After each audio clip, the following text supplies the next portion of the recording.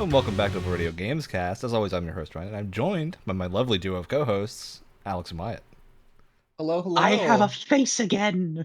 It's been returned. Not for long. We are loaning that face out to you, and you have to give it back to us in 2 weeks. Yeah, it's on rent. There is a 400% insurance premium, so just be aware. If anything damages it, you're gonna pay a lot of money. This ain't no expired library book. All right, this ain't we no will drown you. book. We will drown you. Oh God! What a great segue to our topic of the episode. Speaking of drowning in debt. Speaking of drowning in debt, let's talk about Sandbox and open world and linear games and all that jazz. Because we've talked a lot about various games that fall into a Sandbox kind of pit at this point. Wyatt and I are both known to enjoy our time with Breath of the Wild and Tears of the Kingdom. But I'm also known to vocally complain sometimes that I wish we had another old Zelda. Well, it's kind of perfect timing that we're talking about this because I've been on a bit of a Zelda tear recently. I finally finished Tears of the Kingdom. It did take me that long. Don't ask why. Oh my It's very God. stupid. Wow. I wasn't even playing it consistently. I just dropped it for a bit before finishing it. I also finally finished Echoes of Wisdom. That game it didn't click for me the first time I played it, and I think I also played it on original Switch, so there was a lot of tech problems, but going back to play it on a Switch 2, perfect. But I've also been playing a lot of Link to the Past via the NES Switch Online deal. So it's kind of perfect timing because I feel like I've been getting a little bit of classic Zelda, a little bit of Sandbox Zelda, and then something right in between. Yeah. No, it's a good mix, and I think for me this was on top of mind because both Alex and myself are very known to go back to Elder Scrolls games for long stretches of time, and also tend to agree with the old, I think this tracks back to Total Biscuit thought of Skyrim being as wide as an ocean but as deep as a puddle, being classic. a thing. Classic line, but it's still a game that I think, of things of that era, it's probably the most talked about, aside from maybe Minecraft. It's a puddle I love splashing in. It's a puddle I love splashing in very much. And I think it's very interesting to talk about because of what sandbox design means to that type of game compared to things like Breath of the Wild. Because in Skyrim, you don't have the mechanical depth of something like Breath of the Wild, but you do have a gigantic sandbox to play in, essentially. It's just very interesting to think about that compared to how other games handle it. It's two completely different approaches to sandbox design. With something like they're both open world, right? But with something like Skyrim, it's a lot more like digging into stats and tweaking things and making a build. Whereas Breath of the Wild is taking the physics engine and being like, what kind of stupid nonsense can I get away with? Yeah. I think there's also a little bit more of an aggressive take on the random encounters part of sandboxy game design that Elder Scrolls takes compared to Breath of the Wild or Tears of the Kingdom. Oh, by the way, could you go ahead and spoil Tears of the Kingdom for us? Please The ending? Yeah. Please don't. Here's the thing. I'm not going to spoil anything, but I also really don't think you're missing that much. It's a very wet fart kind of ending in a lot of ways. I mean, I imagine it's very similar to Breath of the Wild, because Breath of the Wild just kind of stops. Well, here's the thing. It's worse and it's better because there's a lot of, I think the build up to it is better than Breath of the Wild's ending, but the actual ending, because the story I think is significantly worse than Breath of the Wild, it just kind of evens out to also being a wet fart. Yeah, though I wonder too, because I think this kind of starts to get into, so we'll tackle Zelda, I think, is the first main split here, because I think it's a very interesting series to talk about in this specific context, because Tears of the Kingdom and Breath of the Wild are both presentationally narrative focused in terms of how they were marketed and shown, and then when you play immediately abandon it. They really aren't. With the exception of, I think, Tears of the Kingdom. For reference to Tears of the Kingdom, I still haven't finished it. I just kind of put it down at one point and never went back, fully intending to finish it. I was waiting for the Switch 2 to release at the time. Where you are thereabout? I am at the end. Like I have done We stopped at everything the except same point, for which is really yeah, I funny. had done everything except for there's one like kind of hidden but really cool set of quests that you can do Hmm. to unlock a thing, and doing that was really fun, but also I just kind of stopped at a certain point because I've been Mm. like I had done everything else. I was just trying to hunt down this last like random thing I needed to start this I do take final. on some of the blame for that, I feel like, because I told you to do that. I was like, Ryan, you're gonna want to do this. It's really cool. Well, because it is really cool, and I do want to do it. Yeah. But Yeah. you were right. It just was. I think by that point, I was too deep in the game, um, Yeah. and it very much is like I find Tears of the Kingdom is much more both enjoyable to like 100%, but also falls into the trap that I think Assassin's Creed gets into a lot of the time, where Mhm. you end up doing a lot of fun side things that then pull you away from the main thing, and then you just don't finish the main thing because you kind of forget what was happening. It feels like the Assassin's Creed Valhalla problem in a way, where you just keep going to like Oh help yeah. very disparate areas. Now I that wouldn't said, say it's I as think bad. Tears of the Kingdom is far better at Yes. handling Yes. that problem than Absolutely. Valhalla is. And it's also, I think, to be very clear, like when we say problem in this context, I think we're not being universal that it is an issue design wise. I think we're being specific in that it is an issue to us three who have a lot of time, or who have less time than we have games to play, right? Mhm. Because Yeah. oftentimes I want to move to a new game or like do a different thing, and that makes sometimes longer games hard to stay attached to without them being really, really engrossing. Which is, yeah, I Mhm. think the point of this discussion. Because I think for me, like And Tears of the Kingdom, Breath of the Wild, just never quite locked me in enough to keep me mhm. there. It from a like story perspective, it was more like once I had kind of gotten everything I wanted out of the mechanics, I was kind of like, okay, I'm done. Um, It's interesting for me because I definitely felt that way with Tears of the Kingdom, story wise, where like there's so much cool stuff you can do, and the story is like some of the least cool stuff of all the things you can do, right? Well, But there's I there's not really especially that. I'm like, sorry, what was that? I was gonna say you can't, at least from my recollection, you can't really bring in many of your saved fabrications in boss fights and things like that that are in enclosed spaces. Like you can't. it I don't depends. remember what the fight is, but you can't. You can't bring in a mech you made to fight. So Uh there's a thing you Well, unlock. well, And I'm gonna say this doesn't really feel like a spoiler. It's oh. a thing that was in the marketing a little bit, and like at this point, we're a few years out. So I think mechanical spoilers are largely fine. And you get a thing to basically be able to construct whatever you've built that you Mhm. saved out of a special Yeah. resource and not need the mhm. stuff. And you can Mhm. quick do that. So like you can do that in a fight.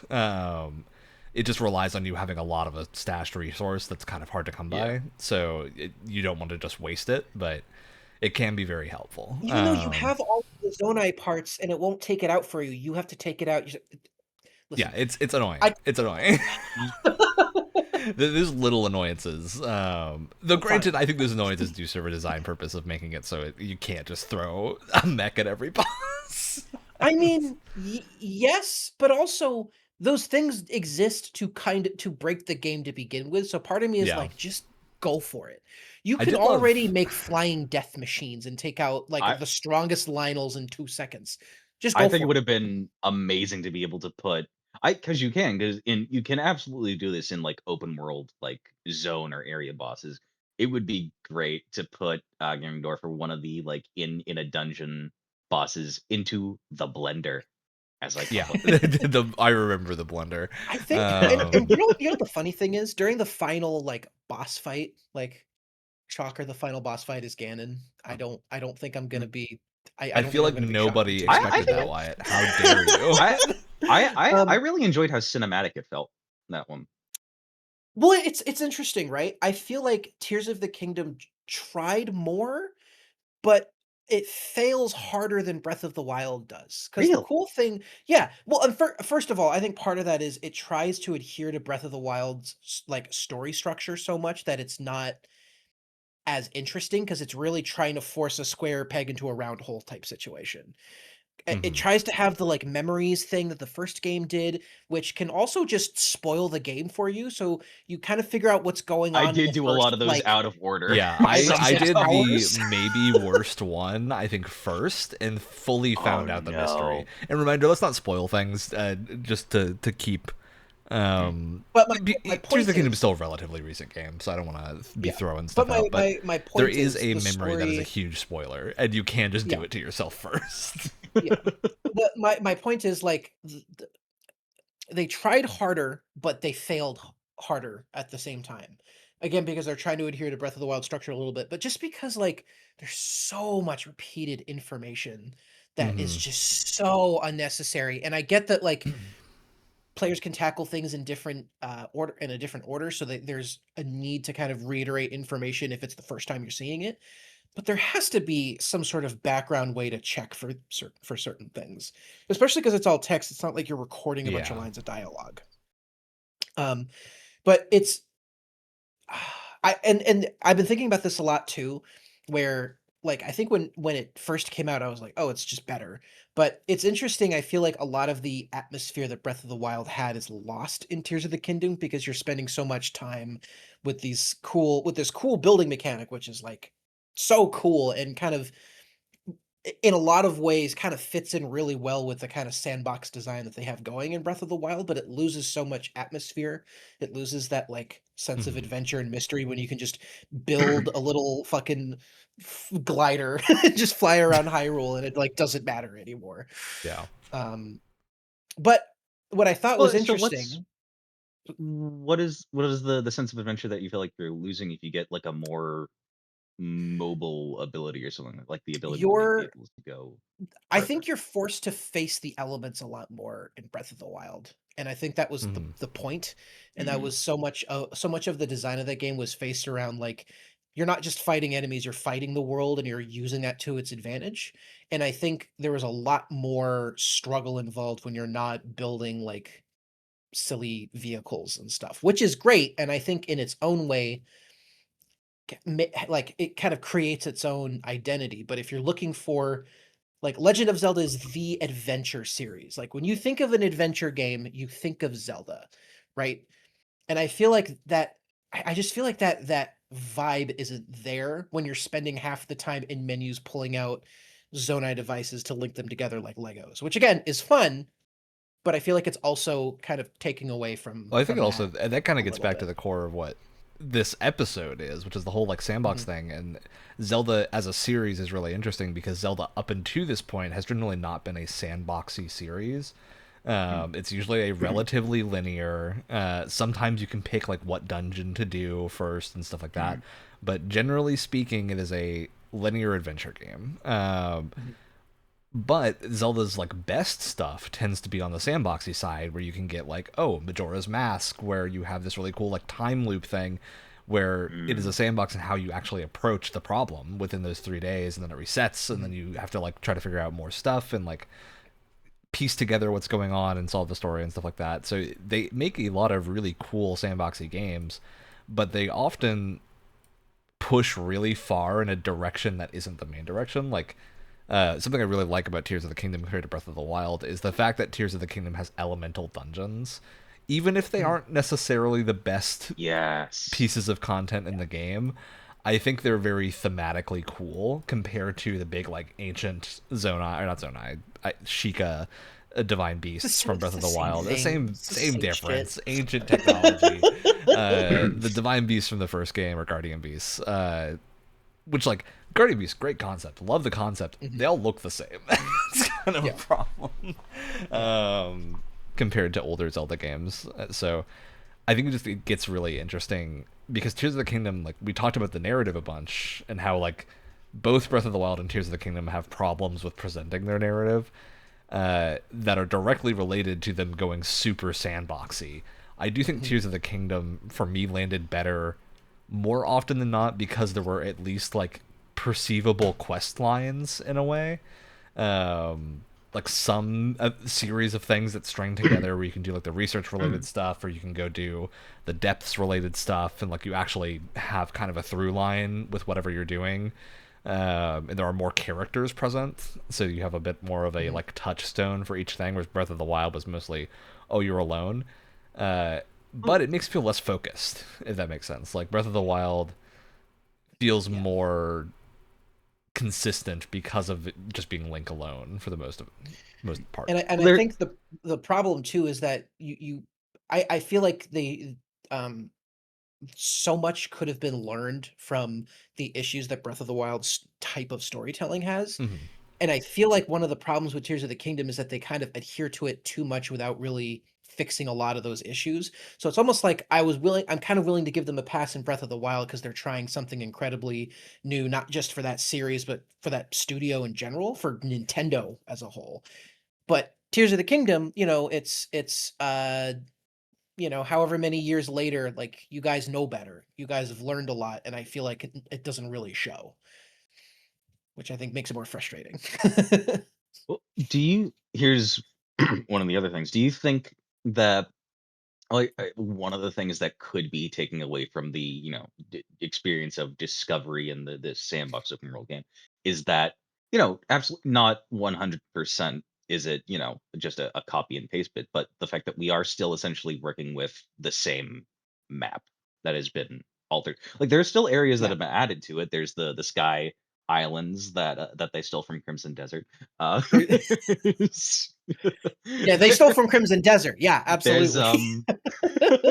For sure. there's and then there's the depths. Did you get like were you able to get any sort of like the you know the feeling of adventure back in the depths there, or do you think it was still because there are a lot of areas that are still like, connected via minecart routes and things like that. Did you still find that that was more of the resource grind than the wow, let me see if I can go climb that thing over there? The Depths is really cool, and it does a lot in terms of, having that sense of exploration again, because you have to navigate it in such a different way than you do the surface. I do think in hindsight, there isn't as much to do in it as I would have wanted. I think it's a good way to, like, farm zoanite and get some of the better weapons down there and stuff like that. I like how the shrines on the surface Mm, link up with a light yeah. route. So like if there's a shrine, It's there's probably a light route, which is cool. It's definitely Um, more of a navigation puzzle, I think, because of how the terrain is inverted there yeah. and how they But came up with again, it. a lot of that goes away once you can just get a glider and attach some lights to it. Like again, that's kind of the problem. And it's what I've been noticing with A Link to the Past that I've been enjoying so much. And what it's been making me think about while I've been playing it is how both modern Zelda and classic Zelda are like completely different interpretations of the term adventure. And neither of them are wrong, but they're just so drastically different. And that's what I like about it so much. Uh-oh. Oh, Ryan, we can't hear you. Ryan? I hit the mute button by accident. The biggest strength Ah, of it is you've got the like classic Zelda um, structure of like either top-down Zeldas or the like early 3D Zeldas being area-based puzzle games essentially, where you'll like have mm, excluding the combat sequences, you have like puzzle solving to do to get to the Mhm. next space. And you still have that in the new ones. Like the depths is also a puzzle to solve in a very direct way compared to how like Breath of the Wild, the world itself is the puzzle. I feel like the Mhm. depths kind of restrict you back a little bit and pull into like, okay, this specific spot is a puzzle. How do I get from Yeah. here to there and solve a problem? Whereas like in Breath of the Wild, that generally only felt like the Divine Beasts or Guardian Beasts were like that.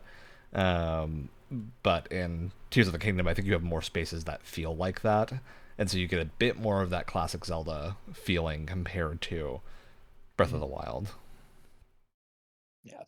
Well, and it's interesting, like the way I would put it when you're comparing classic and new Zelda is like classic Zelda is a great example of Nintendo's adventure, and Breath of the Wild is your adventure. And it's like two completely different ways of going about that, of like interpreting that word. Like if you don't know, it's like a pretty commonly known thing, but the entire basis of Legend of Zelda is based on Shigeru Miyamoto's exploring different caves in the forest around his home outside of Mhm. Kyoto when he was a kid. Which makes it very interesting that Breath of the Wild didn't have any caves in it whatsoever. Kind of Wait, did it? interesting. It didn't have that was one thing I liked about Tears of the Kingdom is that it had like caves and you can go and explore the wells and stuff. And Oh, like Breath of the I Wild guess didn't have a lot of that, which I thought was interesting. yeah, Yeah. except for the one that you come out of at the Yeah, beginning, but Breath of the Wild was that's not mostly something you're overworld exploring. I did structure. look it up. I did look it up. I think at the time it was like they wanted one seamless world, and if they wanted caves like that, they needed loading sequences, which they didn't want Oh, to do for their Yeah, that like makes sense. seamless open world. But it is interesting because you could I think before playing Link to the Past, because I haven't had a ton of experience with classic Zelda, looking at it, I was like, I mean, it's weird that people call Breath of the Wild open world because Link to the Past is kind of open world when you think about it. I But mean, then when most you Zelda actually, games are loosely open world. it's like in the strictest Very sense of the loosely. word. Um, I which which to that point, how well like for games like Link to the Past, how do you think they qualify as Metroidvania to the extent of their exploration, See, or that's an interesting question because I was talking with Ryan recently. I finished Metroid Prime 4 not too mhm. long ago, and I was like, you know what? I get that for most people, this doesn't really feel like a Metroidvania. It more feels like classic Zelda than like a Yeah. Metroidvania. Because And there's I a say really that because specific thing with Metroidvanias, which is having not necessarily an element of backtracking. I think backtracking is often conducive to this feeling, but it's the idea that you see a thing, go, I know I cannot do anything with that yet, and I Mhm. have to get something else to work with it, or it's the like spoilers for Symphony of the Night. I guess if you haven't played Symphony of the Night, it's like the inverted castle moment where the map hmm, flips upside down and all of a sudden you can play on the ceiling, and like you have an entirely different experience now of how you can move around the world and the setting because your ability to like go places has fundamentally changed. And a lot of whereas the with Zelda, it's more something like if a problem is placed in front of you, you know that there is more than likely a way that you're supposed to be able yeah, to handle the it. That progression is is fair. not the same because like a Metroidvania, you are generally pretty consistently getting like actual movement abilities and upgrades, which again is part of the reason that Prime 4 had a relatively, I don't want to say negative reaction, but like more mixed reaction than I think people expected. Is probably fair to say. Where a lot of people that are really big fans of the older Prime games were expecting this to feel more like an evolution, where it would follow how like Metroid Dread had all these really cool movement abilities that you got, and like cool It doesn't combat help that they named the abilities. game Beyond, which kind of implies that Yes, it's which feels like Mm, it's gonna an move you further evolution. ahead. Yeah, But yeah. instead, Prime 4 is again more of that Zelda structure of you clear an area, you move on, and you don't really need to go back to it. Like it's pretty rare in Zelda, and even in Tears of the Kingdom and Breath of the Wild, you don't often have to do this of like go back to a spot you already were, or There is fundamentally when change an it's environment. there is in like the in like very small ways. So it's like, "Oh, I Yeah, don't have bombs yet. There's a break in the wall. I can come back when I have bombs to break the wall to get a heart container." Like but there's no it's Hollow there's kind not a Knight of major moment where I'm like, exploration I bit. have to memorize the sequence from getting from Hallow Nest to like each individual spot by jumping down and like find the right yeah. route. You could like almost argue that a Zelda game is a Metroidvania in like like again very strictest sense Yeah. of the word, but it's like I'm not fundamentally nothing has fundamentally changed about how I move about the world. There are just small upgrades that I can now access because of Hmm, this tool that I've yeah. Yeah, unlocked. and to be clear, I'd say Tears of the Kingdom is closer than Breath of the Wild was in that regard, because Tears of the Kingdom you do unlock like new movement stuff by finding specific Zonai devices, where Mhm. like getting certain upgrades or finding a certain sky island with specific like bits that you can pull out that are really useful, like the getting your access that's to like unlimited fans for the first time is Mhm. incredibly useful for getting around, and that feels kind of Metroidvania. Where like now I can like fundamentally I can move around the world in a very different way, compared to how I Whereas used Almost a to. again, sky Breath of the segue. Wild kind of has that, where it's like I couldn't scale this mountain before because I don't have enough stamina, Yeah, or I didn't have Rivali's Gale or whatever. But now I can come back and do that again. So again, it is there, but again, it's in a more it's not the strict same type of way. thing, right? Like it's not like you're getting a like grappling hook, right? Like even older Zeldas are kind of closer where you get like a hook shot that now you go like, oh, I remember a spot that might have been in this area that I hadn't known what it was. I Which really that to did me is miss. more in line with that Metroidvania design. Really did miss out on having like a hook shot in like a Breath of the Wild type thing. That would go so. Oh, that'd be so Oh, sick. Anyway, that's the point. Yeah, separate issue. um, But yeah, I, I think it's what why I the what series is I so interesting to talk about. what I like about classic Zelda too is that it makes you feel like you're having an adventure even though your hand is being led, right?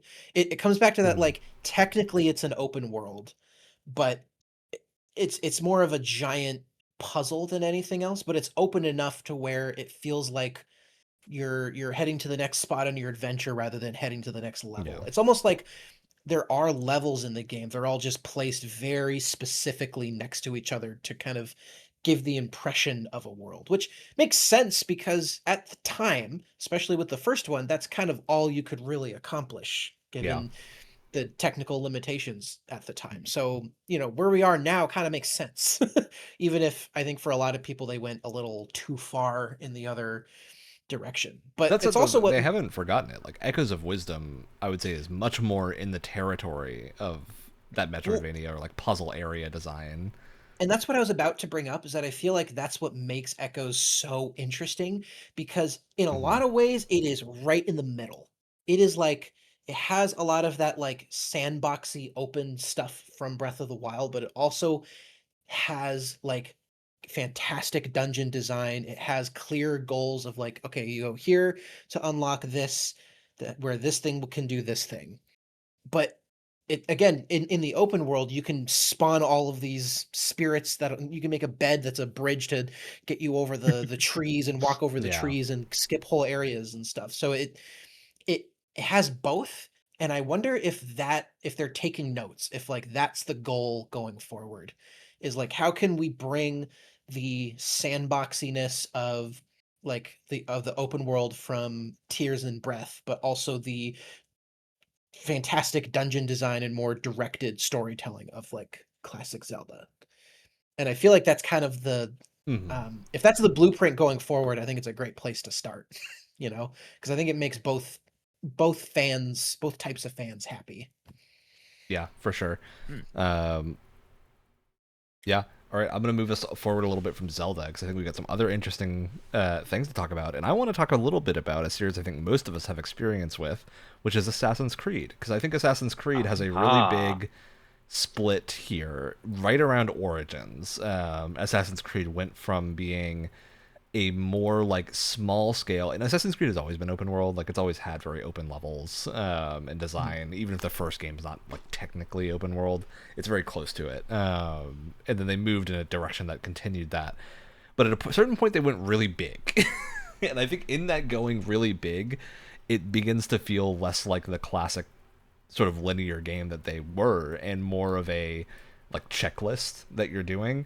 um and it's interesting to me because I think it compares really interestingly, especially to a series like the Ghost games, where you have like Ghost of Tsushima and Yote, that I would say feel more sandboxy, despite having pretty similar design in terms of like an open world with a bunch of checkpoints that pop up on your map that you can go do and like little activities to do. But the actual combat mechanisms of the game and the way that their gearing systems and stuff works makes it feel less restrictive, I would guess is the right word, than how Assassin's Creed feels. You're not gonna get level gated really in Yeah, Ghost of like it feels like Tsushima the or Yote. Assassin's Creed is in this weird middle spot now where it falls.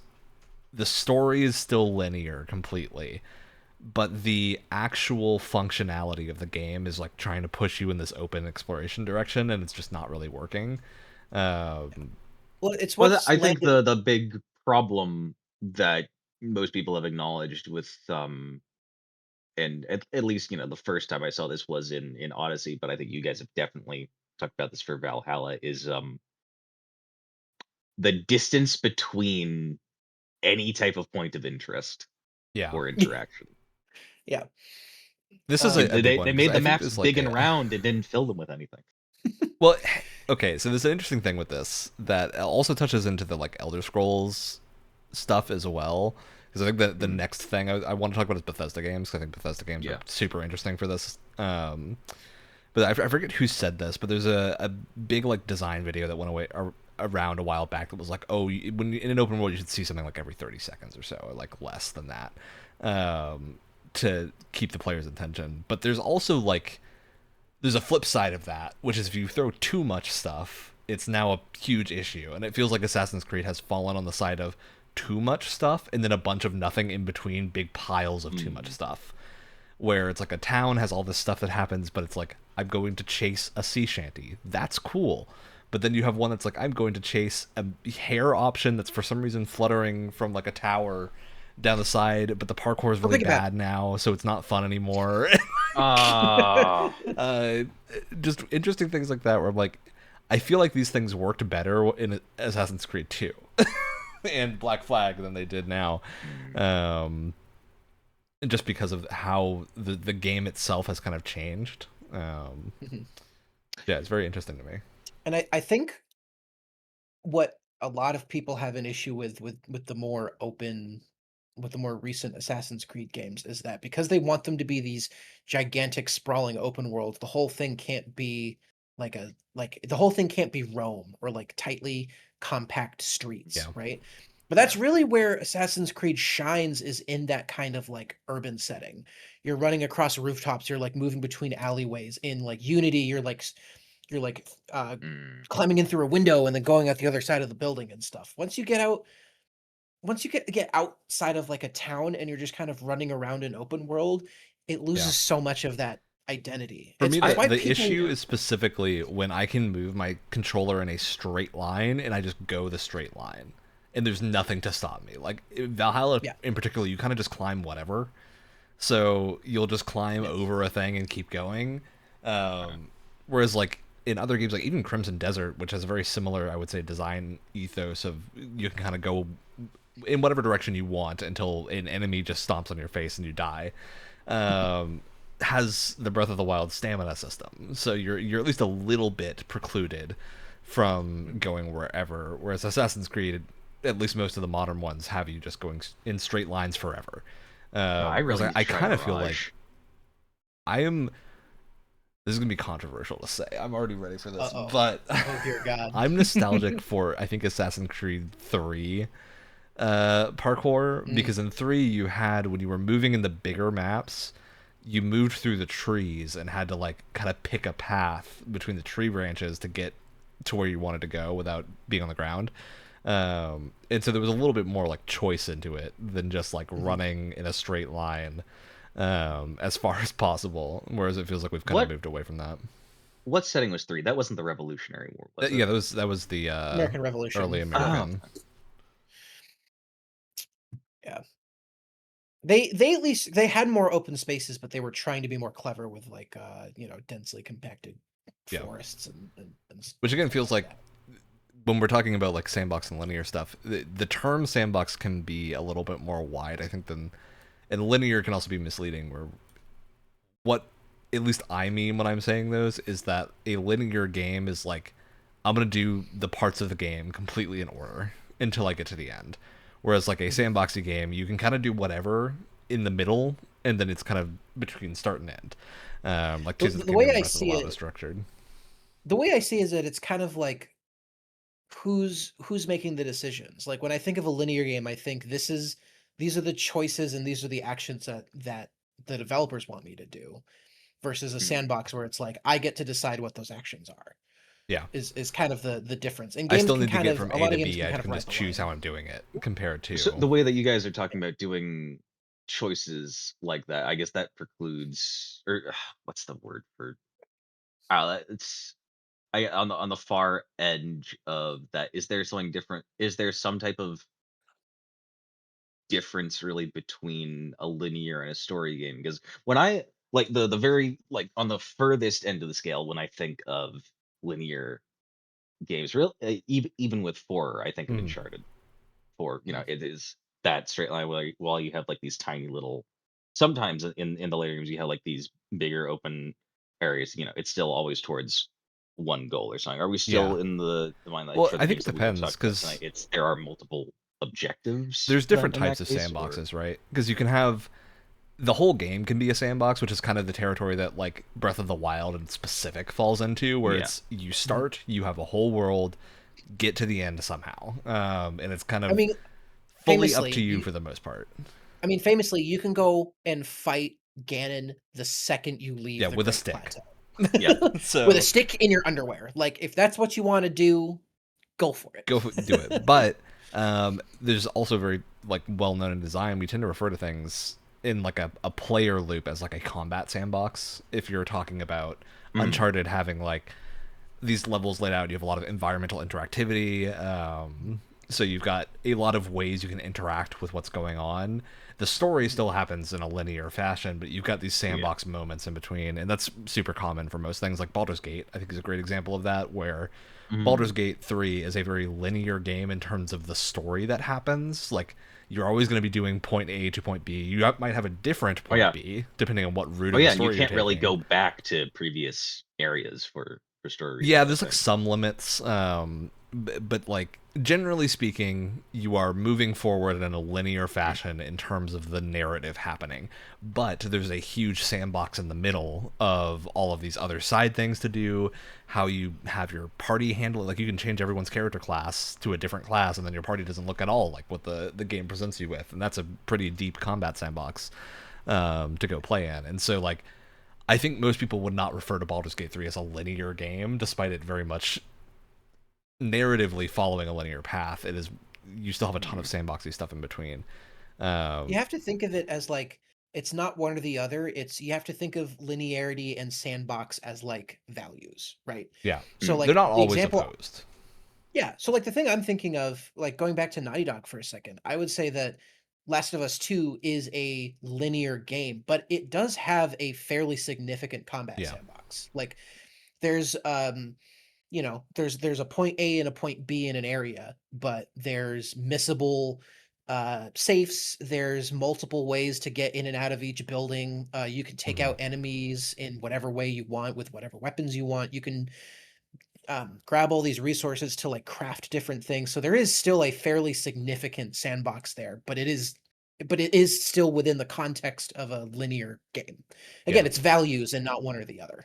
Yeah. It's also, I think, a really good example that I hadn't thought about before you just brought this up, Wyatt, is the Hitman games, specifically the new Hitman games, because like the story's linear. You do the story mission by mission.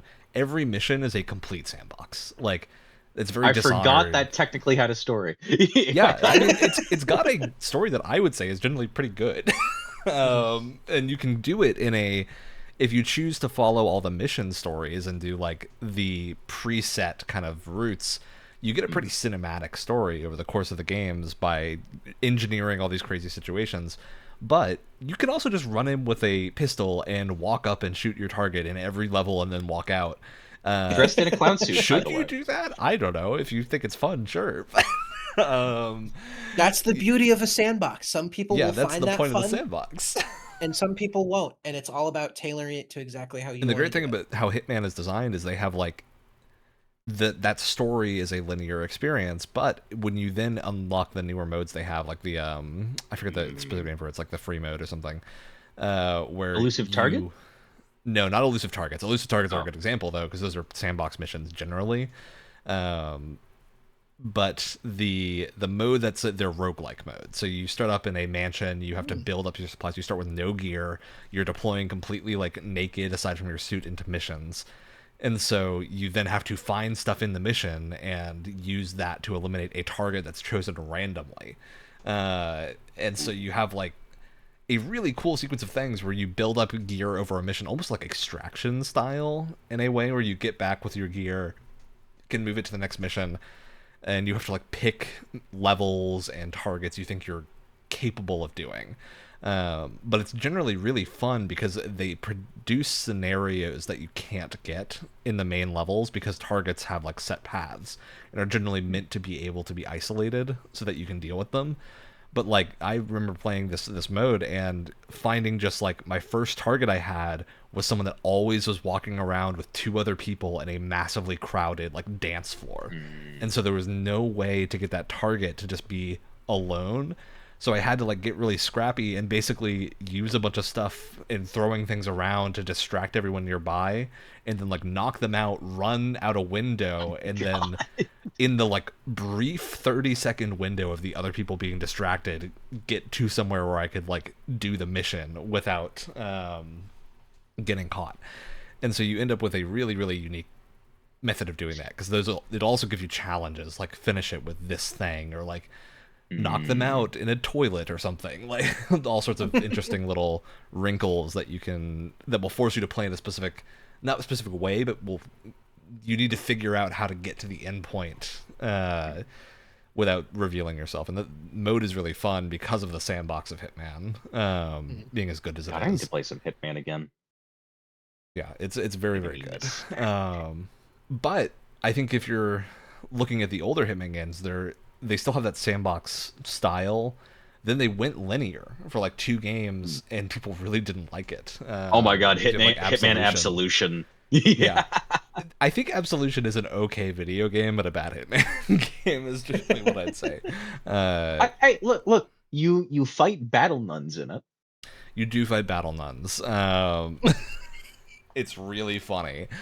Yeah, it's a really interesting game to look at, because I think that is a series that so clearly works better as almost a complete sandbox with just the like cutscenes in between, whereas something like, I would feel pretty sad if what's a good like linear game franchise, like Last of Us became a pure sandbox. Yeah, it'd be weird. Because I part of the reason I play those games is because of that like narrative heavy experience, right? I mean, maybe if you just advertise it as a spin-off and not like a mainline entry, I'd be more okay with it. But I mean, that's what happened with Assassin's Creed, is that the mainline entries became something that was so different. And it is interesting when you're looking back at like at Assassin's Creed or Legend of Zelda, because it always happens when fans are crying for something different. Like by the time Assassin's Creed Syndicate came out, people are like, okay, this is getting a little old. We need to switch things up. So they're like, okay, we're going to take some extra development time instead of doing a yearly release. And they did Origins. Skyward Sword came out, and it's like, oh, it's too linear. Like it's just, and also motion controls, but that's not really part of the conversation. But we need something kind of different. Okay, here you go. And I don't know. That's kind of what makes it fascinating. Is when you ask for something different, and like how far how far the developers go to make something different. But then when you do that, what kind of identity is lost in that? Yeah, I think there's a lot of interesting different ways to take it. Because I've been playing a lot of a game called Caves of Qud recently. Or Quud, I don't know how the actual correct pronunciation is. Quud. It is a like very, very simplistic looking roguelike that you can turn on a mode that's not roguelike, but generally speaking it's a roguelike where it's a true roguelike of if you die you are fully just wiped and whatever's going on is ended. That also happens to have like a 20-ish hour long story and a bunch of other stuff that you can go do inside of it. So like it's a roguelike in the strictest sense that actually just underneath has an entire RPG. And it's fascinating to play through because of the way that the missions are designed, considering that it is a roguelike. You have a lot of different potential outcomes. So you might have I had a game where I mostly met random characters and I've been doing random things until I run into a centaur that directs me to a centaur village. I go to the centaur village and uncover a huge murder mystery plot that has like random generated elements that change every run. So like the solution, oh my god, quote unquote solution in this great. Run is different than it will be in my next run. And there are missable things. So you can miss like specific things on the ground that might lead you to think a certain way, or there might be like a thing you could do before resolving this that will change the outcome. And kind of based on how you arrange things, this village will either get permanently destroyed after the fact or be fine. Because you can really mess things up if you do something incorrectly. And the game just lets you do it. Like, it's very Morrowind in its design philosophy of you can kind of just do the thing, and if it doesn't work, it doesn't work. It's very, very interesting because of how wacky CUD is as a game. It's like it's super interactive in terms of like the actual sandbox. If you can find tons of items, you can mess with basically everything in the world. If there's actually a purpose to it, there might not be, but sometimes it's entertaining just to see what happens. It's a very cool spot for that game to be in. But I would say that's even more of a sandbox than something like Dwarf Fortress tends to be, where like Dwarf Fortress is a pure launch in, build your colony with your preset or your generated dwarves, and there just isn't a goal aside from what you set, so that it's a sandbox in the purest sense, whereas like Quad is a directed sandbox, if that makes sense. Like you have a goal to get to. So it's a really interesting look at those games because I think they're gameplay wise super interesting. There's a great way to kind of explain the difference, right? It was in a Anthony Birch video way back in the day, and it was also signal boosted by a great Nakey Jakey video that talks about Red Dead Redemption Absolutely. 2. If anyone watches either of Oh those guys, yeah. but it's kind of like the best way to describe it is a sandbox is like a box of your old Legos, right? Where like you can just kind of put them together however you want. Whereas something like a more linear focus game is a Lego set, where it's like it's giving you the pieces, but you have to put them together in a very specific way. You have to follow the instructions, right? But it's what I think is when it really shines is that you can have that Lego set, but you can also bring in your own and make whatever weird malformed contraption you want. Yeah. So you kind of get the best of both worlds. But that does feel like often where like Red Dead 2 tends to fall is in that space of you have a linear story, but you can also just go do whatever.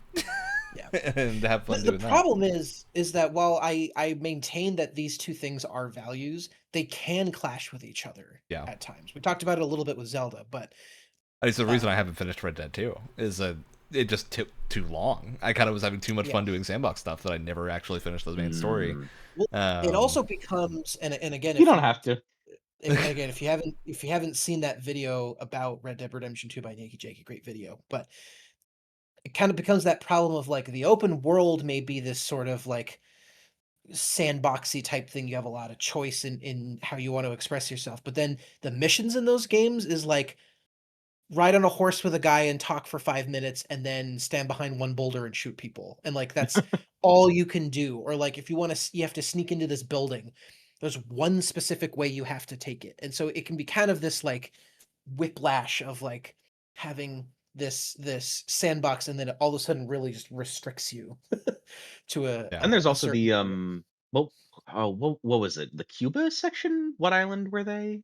Oh god, well that's its whole weird thing because that's also kind of an open area. It's was it Guam or something like that, and then it kind of again tightens up during missions. And not to go back to our Crimson Desert discussion, but it was kind of a similar thing where the game really shines when you're just kind of exploring the world, but it's also kind of forcing you into this very linear story in order to in order to properly explore the world. It's almost like the game is like, ooh, look at this giant box of Legos that you can do whatever you want with. But don't touch it. Well, but don't touch it. We can only let you use certain pieces after you've put together. We're gonna give you the pieces one by one, very slowly.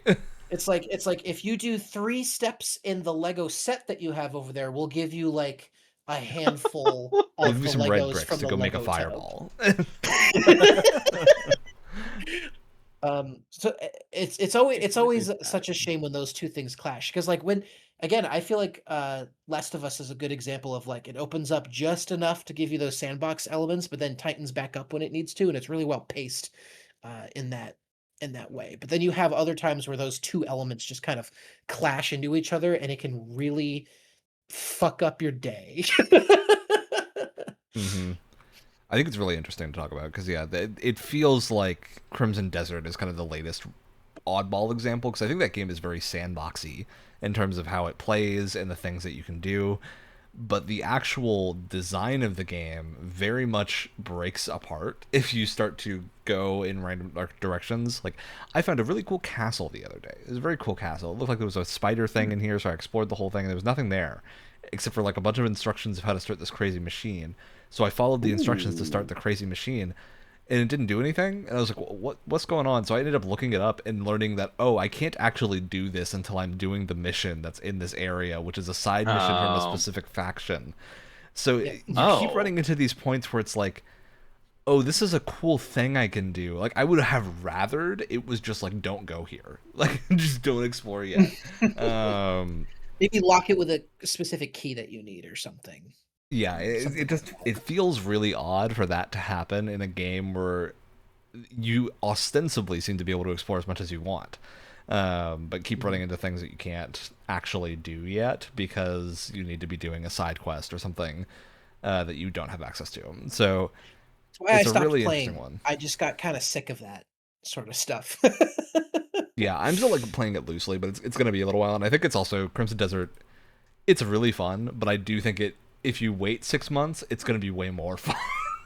When they're done with all these patches and stuff they're putting out, it's happening really quickly. So, yeah, I think that'll be great to return to in some time, but I do think it's probably going to go on the back burner for now for me. All right, let's talk about Elder Scrolls, and I think another good game to think about in the same sphere as Witcher as well, and like whether or not these games to you are what you would call a sandbox, because I think it's really interesting to think about because ostensibly the structure is kind of similar. Of you've got a bunch of activities that open up and you've got tons of different quests to do. Witcher has a linear story, whereas you can kind of ignore it in Elder Scrolls. I was gonna say with The Witcher, what immediately pops into mind is it's not really. Oh God, I don't entirely know how to differentiate between a mechanical sandbox versus a systems sandbox, if there's a difference, because there are. It's not, there's nothing like Breath of the Wild. There's nothing Breath of the Wild or Tears of the Kingdom creative that you can like think outside the box with The Witcher. Yeah. There are good story decisions and moments, whether you're in the main quest thing or side quest things. There are things that decisions can drastically change the outcome. What you're equipped with never really changes the outcome because Mm-hmm. you will either blow up the guy with a spell or slash him with your sword. And there's different ways to prep for a situation, but the outcome is almost always going to be kill this person or have this consequence happen. Yeah. You can gear up with potions and things as much as you want to make the experience harder, easier, or more interesting in those ways. And I guess there is some player choice in terms of like what sword oils you want to use or like what kind of build you want to use. But again, that's more of like expression in terms of the RPG Yeah, mechanics and it's less definitely so more of like, RPG than sandbox. which is Which not a is bad really thing. It interesting just, to me. And it's why I threw Witcher in there, because I also think it's very interesting, because I don't think about The Witcher as a sandbox game. I don't think most people would, despite it being a huge open world and having tons of side stuff to do. But I do tend to think about Elder Scrolls games as sandbox games, which is interesting because, Alex, you mentioned like systems and mechanics sandboxes. Elder Scrolls doesn't really have that much in the way of a mechanical sandbox. Like, there isn't generally a lot that you can do that is kind of analogous to like Breath of the Wild, right? Where you're not generally solving environmental puzzles with abilities that you have access from the start or whatever and using them to create interesting combinations, but you are kind of choosing whatever you want to do in a method that is very sandboxy of like, you can go, okay, I'm in my little sandbox, I'm building my sand castle, and I'm like, oh, I'm gonna make my knight that goes to that sand castle and is gonna like destroy the Dark Brotherhood or something, right? And you can go do that, and that feels very sandboxy because you can kind of just direct yourself to it. You can choose to be something other than a stealth archer at the beginning, but it's like All paths lead carcinization. to Everything stealth eventually archer. turns into a crab. Yeah, which is really interesting to me because when I think of both Alex and I have gone on a kick in the last year of playing Morrowind, Specifically like Tamriel Rebuilt modded Morrowind. Yes. Though I'll say everything we're Really saying get to about visit the Tamriel Rebuilt mainland. Morrowind, it applies to OG Morrowind as well. Like it's not unique to the modded version. Morrowind is a very simple game. Like you click to attack, you have a percentage based hit chance and stuff like that. You dodge automatically and block automatically based on the chances you have of your block skill and all that. So most of the combat loop kind of plays itself. You have a little bit of input as like you can hold your weapon back and attack with different types of not really attacks. It's kind of the same attack, but you can charge for a different length to spend more or less stamina to buff or not buff your attack. You've got like your ability to backpedal, kind of Kingsfield style, to just keep going backwards. But generally speaking, like the actual combat of Morrowind doesn't really have that much of a sandbox until you start involving the magic and like potion side of things, where you can get the wackier effects like paralyzing or the insane I'm gonna jump over a mountain and land safely on the other side thing. But the world itself is very sandboxy in that you can kind of approach the game however you want to. Outside of a few key moments, you basically can do whatever you want to start to solve the main story or not solve it, because Morrowind very famously you could just kill any NPC for the most part. So go massacre Vivek at the start and don't worry about the rest of the game. Actually, you can try. You can successfully do that if you're hopped up on enough drugs.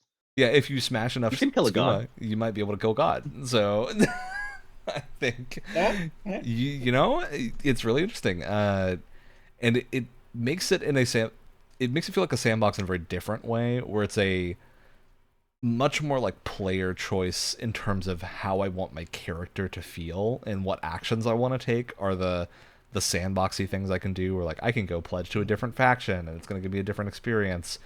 But in terms of mechanics, there really isn't a sandbox just outside of like the bits where you start to use magic and get into like recalling and other spells that start to change how the world works a little bit. But it's still pretty limited. Like it's nowhere near what Breath of the Wild and Tears of the Kingdom have in terms of their systemsy sandboxes.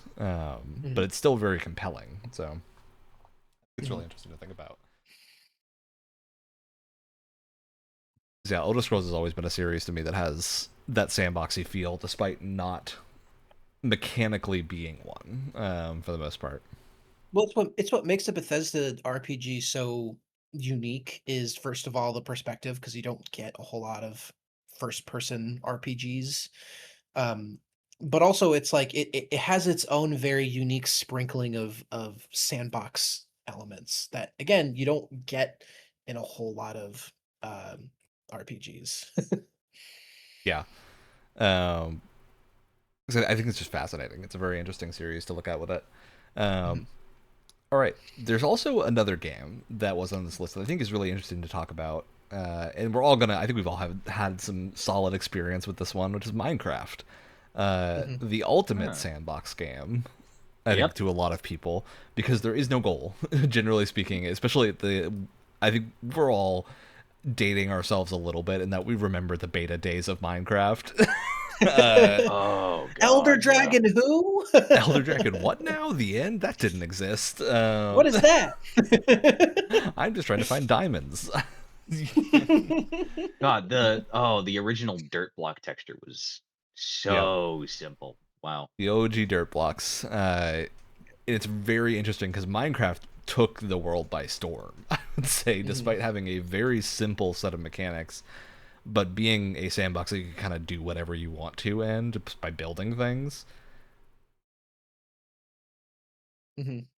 Yeah. Well, and it's interesting too how many games tried to follow that after the fact, where the whole appeal of Minecraft was like, no, you set your own goals and stuff, and how many games tried to replicate that after the fact but didn't understand that like you need that sandbox to be there. It can't just be kind of like an empty thing. And it's like, I don't know, figure it out.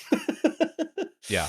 It's interesting to me too, because Minecraft's huge modding scene, I think, is a huge way that they sort of tackle the true sandbox problem of not having a goal. Tends to be mods adding a goal, or like main Minecraft adding the Ender Dragon, right? You have like this big end game thing to go do. So it's got a goal, and it's kind of like up to you how you get there, which again is kind of the Breath of the Wild approach of I have a thing I want to do that the story has either told me to do or that I know is like mechanically the hardest thing in the game. How am I gonna get there? And that's the kind of sandboxy bit. And Yeah. I really like Minecraft mods and mods for any game that kind of take that approach to the extreme and will do like, okay, here's a new goal. Here's like other things you can work towards.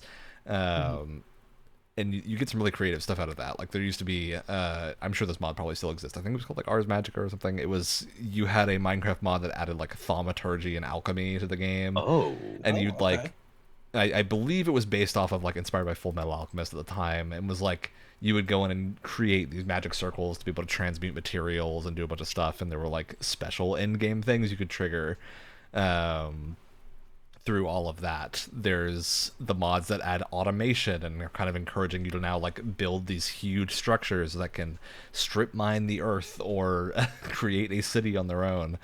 And you get really interesting stuff like that. There's a really popular mod now that I have not played around with because I haven't played Minecraft in quite a bit, but I know Create is very popular, which adds a bunch of like gear tech and like steampunky building things where you have like mechanical contraptions that build stuff and can do really cool things that way.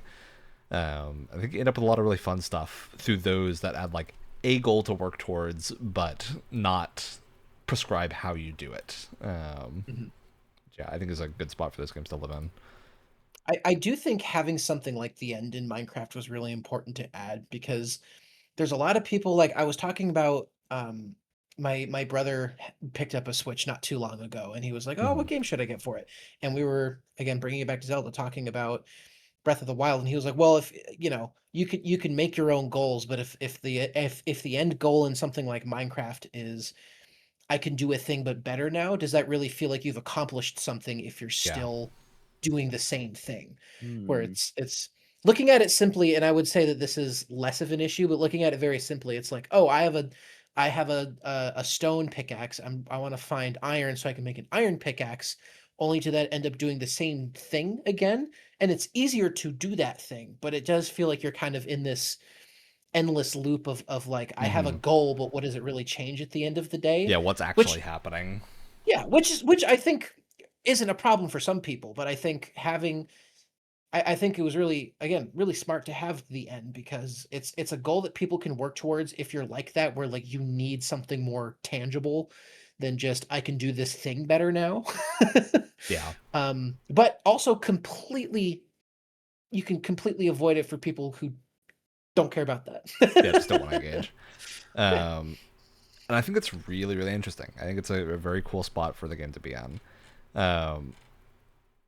Yeah, I think there's a lot of really interesting other ways of handling this too. Alex and I have been known to play a handful of games that are some wacky party multiplayer games that I also think are a great example of a sandbox because they're insane. We've all played a fair bit of Bopple Battle, which is basically it's Smash Brothers, but you pick the way we tend to play is just fully random, and it'll like assign you 3 different abilities at the start of every round. It feels weird calling that a sandbox.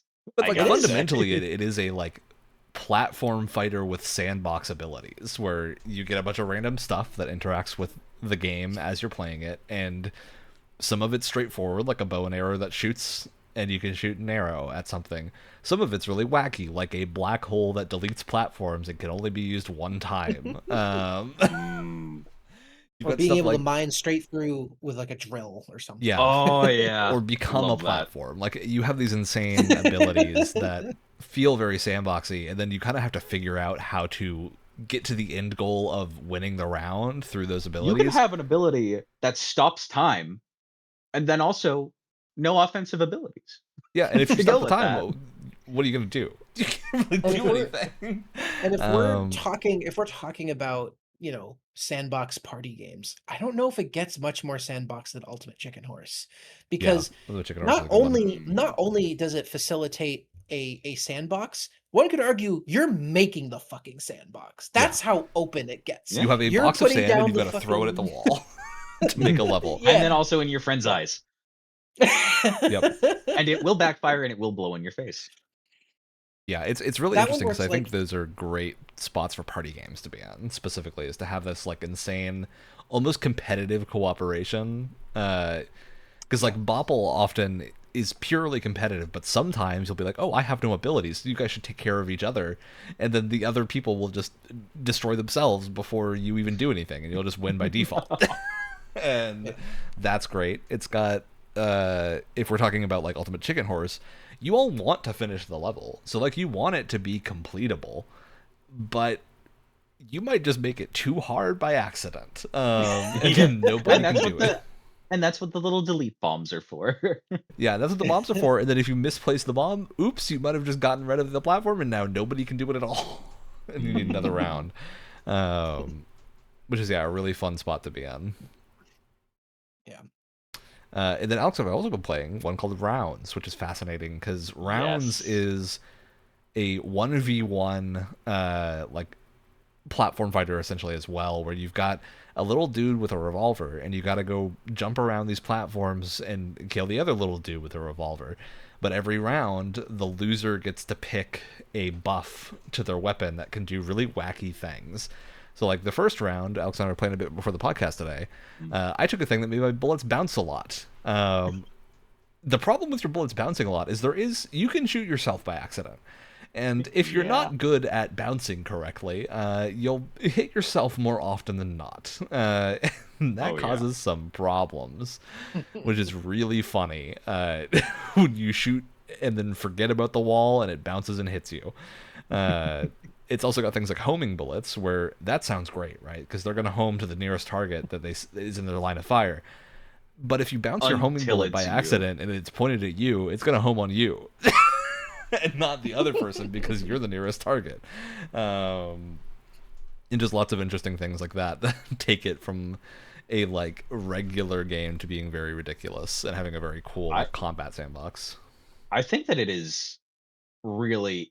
Rounds is an incredible exercise on the dev side of balancing a game like that and the abilities Yeah, that you. though I'd also say like Rounds and Bopple are both a little intentionally unbalanced. There's definitely things that can happen that make you stronger than before. Like you could accidentally spawn with no offensive abilities in Bopple, and then you've got to just adapt to whatever happens. And You that can gotta still deal be with really it. fun. So Yeah. I think a little bit of intentional unbalancedness is helpful for those games. 'Cause, yeah, It's big what. one in Rounds is the decay power, which makes it so that Yeah, that's when you rough. take damage, it happens over 4 seconds. So functionally, like you can be taking a ton of damage and you're functionally dead, but you still got 4 seconds because that damage isn't going to apply until that Oh my 4 seconds is God. over. So if you Oh can my get the God. opponent down before the end of that, uh, Hmm. you potentially can win the round. And so it's That's really saved both interesting. of us a good few times. Yeah, but it can also really backfire because you can fall and like hit the wall and go, "Oh, it wasn't that bad. I'm just taking a little bit of damage." And then you fall and hit the wall again, Yep. and that's enough to kill Yeah. you, but you don't realize because you're taking the damage kind of slowly. And so you just die. The end of a little bit Dead because orb you didn't walking. realize how it works. Um and yeah, it's just very fun. I think those party games tend to be better in that type of sandbox environment. And kind of related to that too, I think a lot of I don't like this term, but I don't have another name for it. I think a lot of the like friend slop games that we've been seeing over the Yeah. last few years also, I think a big reason a lot of them are so popular, I'm thinking of like Peak or Repo or something like that, is that those also have their own insane like physics sandboxes, and it's what Hmm. gives them their character. It's what I think keeps people coming back to them, is because you can be like in Repo, you can be going to the same location, but because things are randomized and there's a lot of things that are physics based, it's going to be different every time, which is kind of that's the beauty of a sandbox in a lot of ways. Yeah, I think for sure. It's very interesting how in vogue sandbox stuff is right now because it goes in and out of popularity. Mhm. Um, though there are Well, some that are always popular. how much of that do you think is because people, and I don't know if this is just me, but I feel like people more so than it used to be. People really want to be able to tailor a game specifically to what they want. Hmm.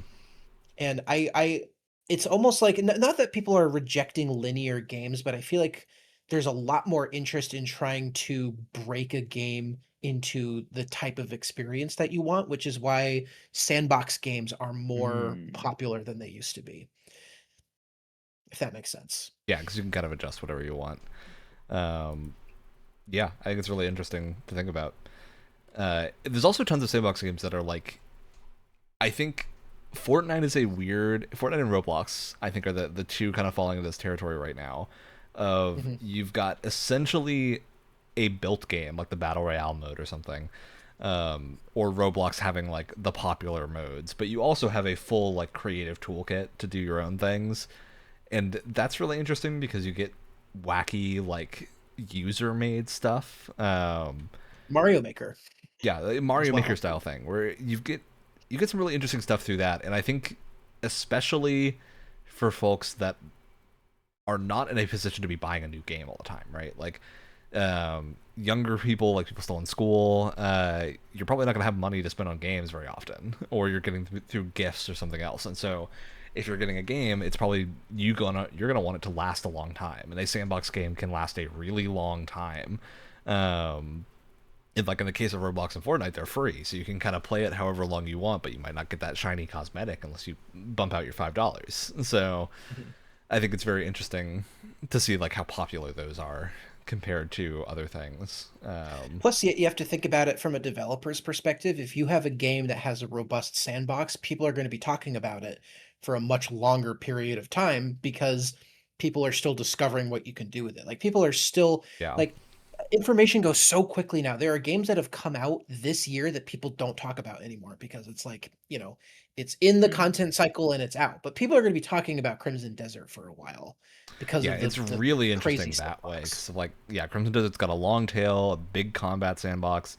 It's fascinating to think about. Like RE9 came out not that long ago to astounding reviews, and has kind of dropped from the public consciousness very quickly. Except for Leon Thirst Traps. Except for Leon Thirst Traps. And the fact that he is in Tomodachi Life currently on the right Yeah, title. that I am in Tomodachi We Life. get more Leon content that way. Which yeah, it's fascinating. I think it's just because the sandbox stuff, you have more social media clips that you can just show of like this insane thing happening, Yeah. and getting a I do think cool that's a huge reaction from it. reason why they're more popular because it's people who have a social media platform have content, and it's also beneficial for developers because it's content about their game. It's free advertising, Yeah, basically. for sure. And I think that's again in large part due to just how popular Minecraft was. Like it just opened the floodgate on user generated content and kind of open-ended sandbox stuff. Like again, Hmm. how many Minecraft clones did we get after the fact that we're still getting? Oh yeah, Yeah, I there's mean Hytale just recently. Well, Hytale is that's very good. Yeah. That was a great I one, mean, but the survival game genre would not be here if it wasn't for Minecraft. And even in the yeah, worst survival games, they still have like a very substantial sandbox. well, that's what I want to move into oh my god, would we for have like Enshrouded yeah, if for our there final was thing Oh is to God. talk about like that's Enshrouded and Yeah. that type of game because I think a good example right now that's very topical is Windrose. Just launched an early access Mhm. earlier this week, I think 6 days ago, and has hit over 1 million units sold already, Yeah. which is incredibly impressive. wow. But it's happened repeatedly with survival games. Like Valheim came out, sold 1 million super quickly. Enshrouded came out, sold 1 million super quickly. Like all these games in the same territory keep coming out and succeeding massively. And I think it's because survival games have a very unique ability to be a goal-oriented sandbox that is very sandboxy. Of like, I can do whatever I want to survive here. I can build however I want to build. Mhm. You can kind of approach it however you would like to, but you generally still have a goal of like to do a thing or to make a cool building, or even if you run out of goals, you might be like, I want to build a cool castle, and so I'm going to build a cool pirate Yeah, castle like in my pirate the survival game. the main thing the thing that I have probably the most hours on Minecraft on when I played it was I was almost never playing the survival mode. I was in Hmm. creative 90% of the time, just Yeah. making fun looking stuff Yep. and trying to learn redstone and failing miserably. Yeah, I mean, you get some really fascinating stuff from that, and I think it goes for a lot of survival games that are really successful is that they are fun immediately, and generally that's through some cool like sandboxy stuff. Whereas like Windrose has the whole ship system where you can like go sail around and build your ship and things like that, where you get just that whole feeling of like, oh, this whole ocean is mine to explore is very, very cool and very sandboxy, and that you're like, I I have think very self-directed goals. a lot of the survival crafting sandboxes, I think, also do a really good job distinguishing themselves aesthetic wise. Yeah, Windrose has the uniqueness of you're building up on a ship that can travel. Enshrouded has its the huge building mists and system the voxel that terrain. it has that my god, they put water in a voxel game. How cool is that? Crazy bastards did it. Is that um, they I think I don't know how much of a vacuum they're working, but I think they from what little of Valheim that I have played, I feel like their building system improves on it. Please well, don't hoist I me into would the town say square. Valheim and Shrouded have very different approaches. Where Yeah. Valheim is a like I think a vast improvement on the original style of like survival crafting building, which was just placing like you get a Fortnite style hologram and you place it down there and you build Mm, your walls that way. Valheim you can do a lot more minute adjustments and like angle adjustments, but it's not hard. Like it's a very easy system to use. I would say even generally easier than something like Fortnite. And so you end up with these really cool functional structures by them being very easy to build. Mm. And getting cool things like you need to build a smoke vent, so when you have a fire inside, it has to be able to go into open air, or you'll start burning yourself mm. and sort of fires. So you get really interesting stuff like that. And then Valheim has like the whole food system that has like Enshrouded also uses this now, and like a bunch of other games have taken from it, where Valheim had like you eat food and it's a buff rather than being a you're gonna die Mandatory timer. thing, yeah. Um, and that Or a makes it much more penalty if you interesting to didn't, engage like with. with Minecraft. And something else I want to point out about all these is we've been talking about them as being sandbox games, which I think they generally are, but the most successful ones tend to also be somewhat linear in terms of progression. Like Valheim has a very, very clear, you start in the little forested plains area, you move up to the swamp, you move past that to this big like grass field plains. That gets very dangerous. You move into like sailing around the ocean. You have the big frozen peaks, Oh, forgot but you go Valheim through has an those in ocean now? order. Oh, Valheim is full sailing. Yeah, it got great sailing mechanisms. Yeah. Which Mm. That's will almost definitely be that's almost the revisiting like Valheim, I think, when it's fully out. But the development yeah. pace of that game is very slow. Listen, So take your time. You guys are doing great, but also yeah, I want to see it when it's fully done. Um, I think that's almost the like the sweet spot, right?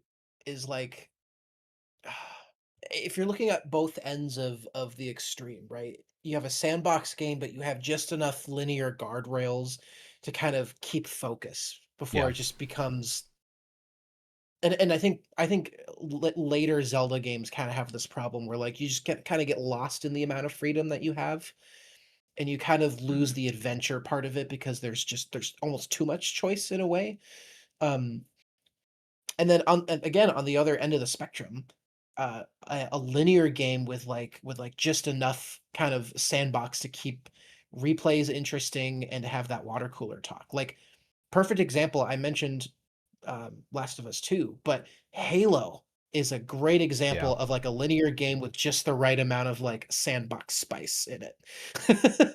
Like the physics engine, especially for like Halo 3, is insane. Like the amount of weird stuff you can do with all of the different equipment and just Hmm. and the physics engine available and everything. It's great. It's like that's almost the sweet spot. Like if you're gonna have a more linear game, having that right amount of like little sprinkling of sandbox, and in a sandbox game having a little bit of sprinkling of linear design to kind of keep you on some kind of clear path Yeah, is kind I of did say the that. way That's to like go. going even to one of the earlier, I mean, not earlier than Halo, but one of the shooters that I think has really popularized this was Half-Life 2. Of like Half-Life 2 has Mhm. very famous, like the gravity gun, which is just a little bit of Sandbox tossed into your shooter, and you get a really That little bit of interesting... Sandbox can cause an insane amount of mayhem. Oh yeah, and I think that ends up in just putting the right amount of that stuff in gets really interesting. Like my favorite recent survival games, I tend to play a lot of them, despite not necessarily being the biggest fan of the genre, is Abiotic Factor, which is a Half-Life inspired survival game that has a set map. Like the map doesn't generate, it's not a new thing every time. It is a set facility map, and you move through it in a very linear fashion. But it plays kind of Metroidvania-y because you're going back and like figuring out how to get to each area and going through like little subworlds and building up your gear in a way that makes sense and like getting access to new cool things that There's make the nothing world like it. much more explorable in a way that's really, really fun, because you end up having all the benefits of like a sandbox survival game, but then you also happen to get the benefits of a crazy like progression oriented first person shooter. And so you end up with a really interesting feeling because of that, and that tends to be where I like them to fall, although I do definitely think like plenty of people fall on preferring them to be full sandbox or full linear. I think when you mix the two, you get some really interesting stuff. And yeah, that tends to be where I have the most fun with it. And I think a lot of the reason that why Valheim was so successful is doing a bit of that, where you have that like linear progression path, but then you have very, very sandboxy actual game mechanics to dig in with and like build cool castles and stuff like that. So yeah. All right, we've run the gamut of games, so unless anyone has one they want to throw on the list at the end here, we're gonna go to shoutouts. It's been a busy week for us, so I'm curious what the shoutouts are here. Oh, Oh God, I just realized I didn't have anything prepared. I'm gonna go last. Okay, well I'll jump in then, oh, because the one I was gonna wait because it's gonna take a minute, but I've held off talking about it this whole time, despite it being maybe one of the best examples of a sandbox game, which is Tomodachi Life, Living the Dream. I was wondering if you were gonna bring this that up. was going to be my question, sort of. Do you think games like Tomodachi Life and to some extent, the Sims, Mhm. instead of a sandbox, would be the the the better analogy for them would be more of an ant farm? I think it doesn't matter, in a way, because I totally get what you mean, but Sims I think is more of a sandbox in terms of the Sims. You are in direct control of a lot more. Like when you're playing a Sims game, as someone who has played quite a lot of Sims games, you can generally go into whatever household you want, like move stuff around and change people and like direct them how you like. Sometimes you'll build the game, like you'll build your scenario and the like people you have in your household in a way that will introduce Tomodachi lifestyle chaos. But Sims, you're again like it needs more manual input. Like the episode where Alex played Sims and what? Maybe If you look Tomodachi back was at that his episode, calling all along. if you look back at that episode, you realize that Tomodachi Life is the game for me. Oh, Tomodachi Yeah. Life is a perfect game for you, for sure. If you hate because clicking things, it's perfect. yeah, Sims' interesting things happen when you push against it. And like a lot of the reason that people tend to not be as onto Sims 4, aside from the like some of the design decisions they made very early on, but Sims 4's actual gameplay loop is less prone to giving you interesting scenarios without you directly creating them. Whereas like Sims 1 through 3 tend to have those scenarios happen regardless of your input. Sims 4 definitely requires a little bit more manual pushing to do that stuff, although it can still do a lot of really cool things. Tomodachi Life, all you do is plop the people in, and then whatever happens, and you're just there for the ride. You get some input, like you can generally be like, that person shouldn't fall in love with this person, or stuff like that, but your actual direct manipulation is kind of limited to like picking a person up and dropping them next to another me By the head. and seeing what happens. And stuff like that. Like it's very, very hard to force a thing to happen in Tomodachi Life, and that leads to it being pure insanity. Like you end up with some really, really cool scenarios because of that. And I think Ant Farm works better for that one because it's just kind of fun to watch. Yeah. Whereas I can kind of sit there, and then Tomodachi Life, the most interaction I tend to be doing is going to like press the button on the people to start whatever thing they're gonna do, where they like have a little squiggly above their head, and you go press that, and a thing will happen. And that ends up being really fun and interesting. But yeah, I think the game's something special, and I think in a couple of weeks we'll probably do a Tomodachi Life episode of just watching what happens. But I need the island needs to be further along for that. I need to fill out the roster of people You need to to be more make than it it as is. cursed as humanly possible. Yeah, we got to ride the line of cursed to the perfect level. All right, who else has a shout out? I'll go next. I think I shouted out last time we did like a test run D&D session to see how it would work with my friend group. But since then, my girlfriend has done a whole campaign, and she's been working on a whole campaign, and we had our first session a week ago, and it was fucking rad. Very, I'm very cool. very excited. She's done a very good job of trying to weave everyone's backstory in, even within our first session. We're all using D&D Beyond, so like she can send stuff to us in our inventories without us having to do anything. When I played Pathfinder in high school, everything was done with The paper. little like index So cards and like paper stuff you'd stick in my your little God. folder to keep track of everything. Oh, so that was kind of nice. But and I love how we're all playing in the living room. We each have our own little nook, and we all have like breakfast trays. So we put out like our character sheets and all. So we all have our own little like space. But she uses her TV as a second monitor to display like backgrounds for stuff, character portraits, all that stuff, which is great. Um, putting on the music for ambiance, of course. But I'm super excited where my character is going. I'm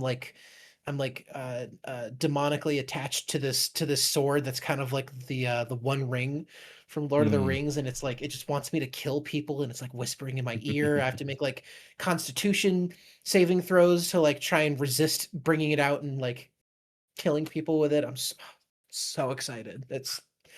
And we also have a half human, half unicorn character nice. with ginormous haunches, to the point where we've been able to successfully hide from enemies behind it, which is great. That sounds like a Tomodachi Life skit. Are you sure you haven't just been playing Tomodachi Life? All right, Alex. What's your Guild Wars 2 Super Adventure Box event. Oh yeah. Wow, I love it when devs just straight up put another whole ass game inside a game.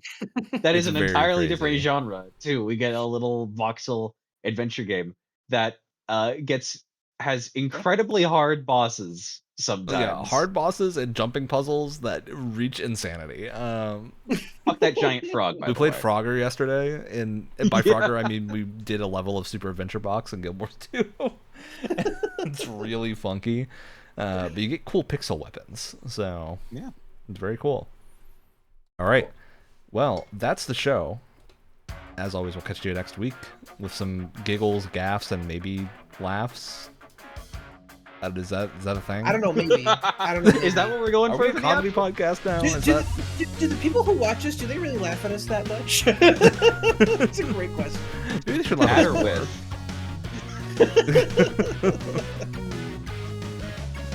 Or they're just like, man, just put the fries in the bag. Just talk. We don't have to make jokes the whole time.